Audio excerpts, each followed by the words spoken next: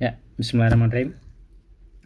Kalau dibilang wajar Bashar Assad itu dijatuhkan karena melanjutkan politik dinasti dari ayahnya Hafiz Assad. Lah Saudi sudah 100 tahun lebih politik dinasti.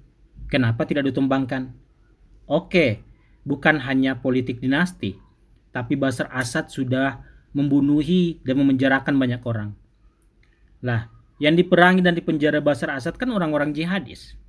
Kalau dikatakan yang dibunuh dan dipenjarakan Bashar adalah orang-orang Sunni, habis dong penduduk Suriah dibunuh dan dipenjara semua.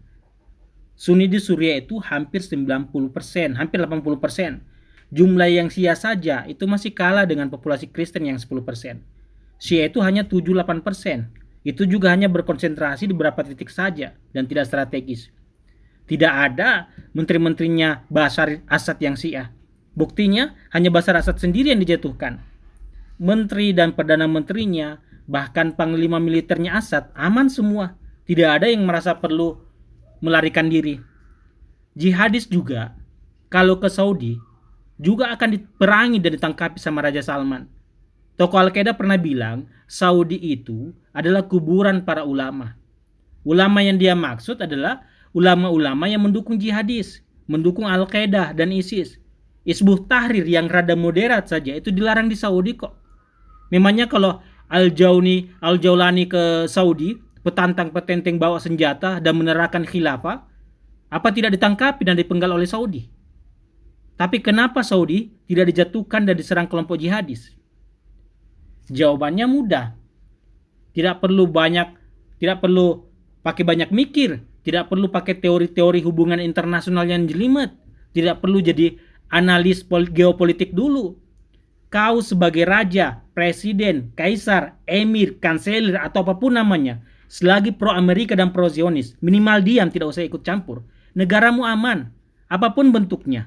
Mau republik, monarki, federasi, serikat atau dominion, atau negara di atas awan, terserah. Berani usik Israel, siap saja negaramu dibuat porak-poranda dengan embargo lah, dengan isu Sunni Syiah lah, dengan perang agama lah, dengan isu diktator lah, komunis lah, atau anti demokrasi.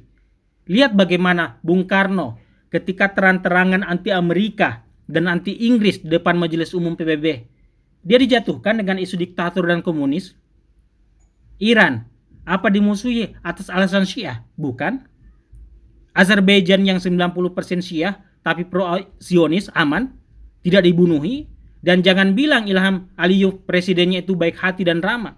Dia diktator dan otoriter parah. Belum lagi Tajikistan yang dipimpin Imam Ali Rahmon sejak 94. Namanya keren loh, Imam Ali. Jangankan anti kelompok jihadis, jilbab dan jenggot di negaranya saja dilarang. Resimnya juga dikenal dengan nama resim neopatrimonial, yaitu resim yang dicirikan memiliki tingkat korupsi yang tinggi dan tata kelola yang buruk. Tapi apa diperangi kelompok jihadis? Tidak. Karena Tajikistan di antara negara Islam yang masih tetap mengirimkan minyak ke Israel meski saat perang Gaza berlangsung.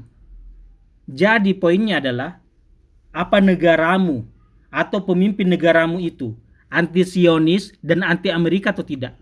Kalau iya, kalau tidak bisa jatuh melalui embargo, akan dijatuhkan melalui invasi. Apa diserang oleh NATO atau diserang oleh proksi berkedok mujahidin? Sampai di sini paham?